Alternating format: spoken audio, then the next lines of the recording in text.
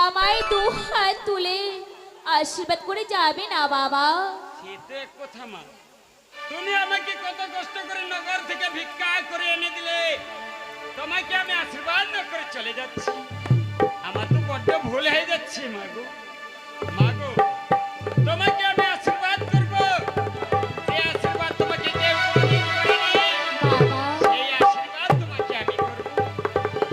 ওগো মা, বাবা যেরকম ভাবে তুমি সারাটা জীবন সাগরের জলে ভেসে চলে আসছো, ওই রকম ভাবে তুমি সারাটা জীবন সাগরের জলে দোহাই দোহাই বাবা কাটুনি, এই দোহাই।